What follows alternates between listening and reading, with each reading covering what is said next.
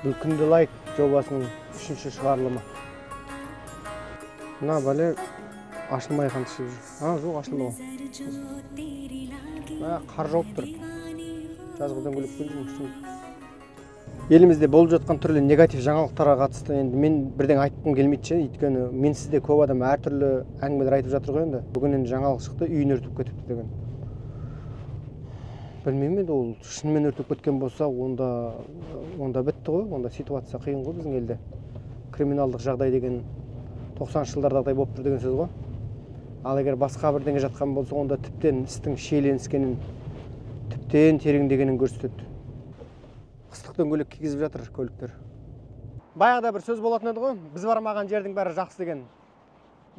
Хорошо там, где нас нет. Осы сөз дұрыс емес. Біз бармаған жердің бәрі жақсы, сондықтан біз сөзге баруымыз керек. Бүгін қар жауды, бүгін балалар шана арқалап жүр. Сырғанай ма екен? Сырғанаса болды. Жука мен Абу-Даби плазаға келдім. Сағат 3-те жаңағы жігіт өшірге әкеле аласың ба? Абу-Даби плазада кездесек, офистен кішкене шықсаңдар. Капучино беріңіз, капучино. Кішкентай размер беріңіз.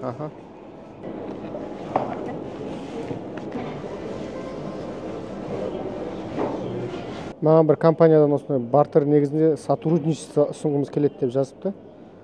Мен жарайды дегем, сосын кейін историяға салып берсеңіз, до и после дейді. Ана куратор деген нәрсесі бола берсін, іштен кетпейді ол куратор деген. Онымен қайта ақылдасқан жақсы ғой. Так, істейтін жұмыс бар біршама.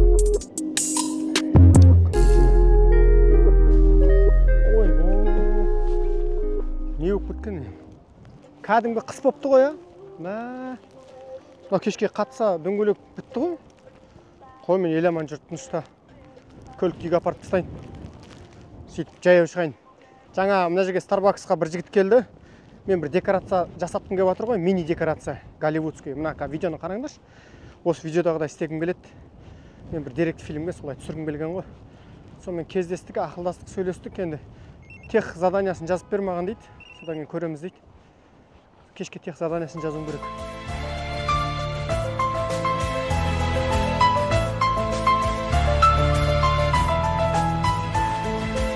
Бәсе, Астана енді өз-өзіне ұқсап келе жатыр. Осындай болу керек еді ғой. Жарауымыз керек еді осылай. Тайғанап жүрмін ғой кәдімгідей. 20 мен, 23 пен осылай жүріп жатырмыз.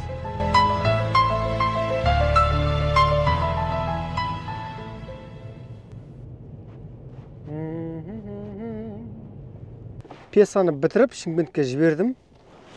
Сұлтекең оқиды, кешке хабарласады ғой бұйырса. Үнді фильмдерін алып қарасақ, ондағы ерекшеліктің бірі ол әндер орындалатын. Басқа ешқандай әлемнің елдерінде фильмнің ортасында тұра қалып ән айтып билейтін ондай бағыт біз көрмедік. Бар болса бар шығар, бірақ көрмедік. Ең жарқын өкілі ол Үндістан, ең жарқын мысалы дейікші.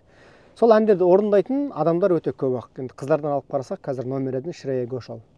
Оған дейін апалар болды ғой, Лате Мангешкар деген, Алка Ягник деген. Осылардың жолын қуалап жүрген, осы жолын қуалап әлде өзінің сара жолын салып жүрген бе? Енді керемет әнші, әлемдік әнші деп есептеуге болады Шрея Гошалды. Соның мына бір фильмдегі айтатын әні бар.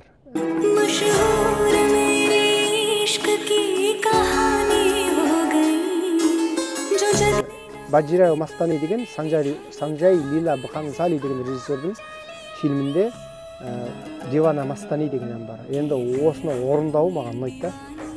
Шрея Гошалдың дауысында бір керемет краска бар, және ол әннің эмоциясын, айтар ойын, әр нотаны жетеріне жеткізіп, мелизмдерді құлаққа жағымды етіп айта алады. Содан кейін үнді әндеріндегі ерекшеліктер бұл әдемі проигрыштар, сосын рефрен деген енді негізгі эмоционалды сәтін қайталап беру ғой әннің.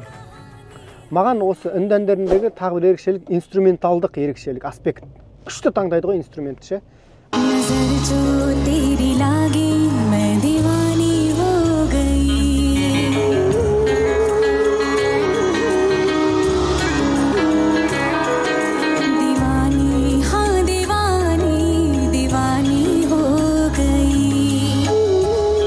Білмеймін, осы Шрея Гошал меніңше әлемдік жұлдыз. Бірақ Үндістан десе, үнді киносы десе, енді мұрын шүйре қарайтын европацентристік көзқарастағы адамдарымыз ғой бәрімізде.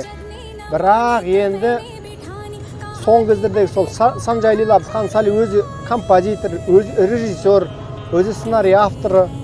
Соның осы Баджирао Мастани деген фильмдегі осы әні керемет.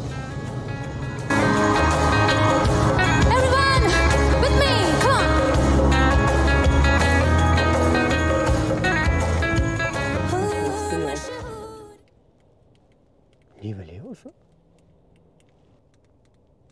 Бұл сонда бұлай ма? Үйден шыққанда істейді, үйге келгенде істемейді, үйге кіргізбей тұрма сонда мені. Енді ашылды. Енді ашылды.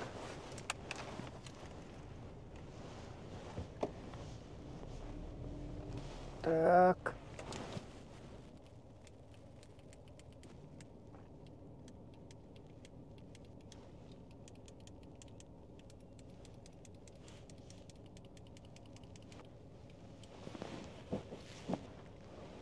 Іштен ашты деймін тағы. Көршілердің чатына жазбасам, сұрамасам, сендерде де сондай ма деп. Күн сайын өстейді ғой осы. Көлікті аман есенінде құрсын. Қоя салайын, өйткені не жоқ қой. Өйткені қыстық дөңгелексіз ғой, жаздық дөңгелекпен қауіпті ғой бәрібір. Қазір кеш батқан кезде. Өзгелердің де өміріне қауіп төндіруіміз мүмкін. Ал онда таксилетіп театрға кеттік.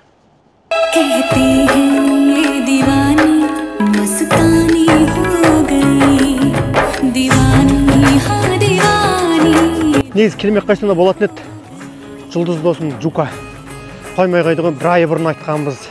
Сіз келеді деп күтіп отыр деп. Білмеймін, мен танымаймын. Жас әртістер дейді. Мюзикл қояды екен, билеп. Соны мен келеді деген соған. Енді тап мені күтіп отыр, маған шығар енді. Басқа да көрермендер бар ғой. Бұл өмірдің мәнін білетін адамдардың сөзіне құлақ түретін болсақ, онда бір күнің бір күніңе ұқсамасын дейді. Сол сөз тыңдап, енді бүгін міне жаурап, дірілдеп, қалтырап театрға келдік.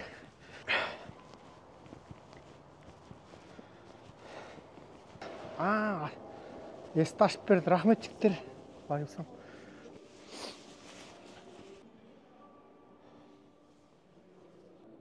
Фото ма, видео ма? Фотоға түсіріп бірші. Болды, есіміңіз? Ажар. Ажар, жақсы. Сіздің атыңыз? Ақерке ма? Ақерке. Жақсы, тағайды. Жука, қандай театр? Қалибек Қуанышбаев атындағы ұлттық драма театры. Оны білемін мен, деген біз кеп тұрған. Жан театрының маусым ашылуы, Бикештер деген мюзикалық қойылым. Саған бір ай бұрын айтқам, екеуміз отырған кезде 10 айдың 12-13 келеміз деп келістік. Бұлардан бізге не керек? Бұл жерде бізде жаңа жоба болғандықтан жаңа әртістер керек. Оларды көріп, тамсанып, таңдаймыз.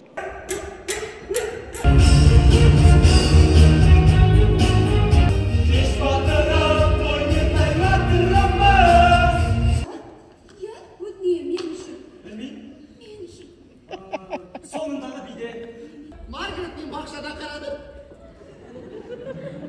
Üstadım da mı? Yeni üstaydı.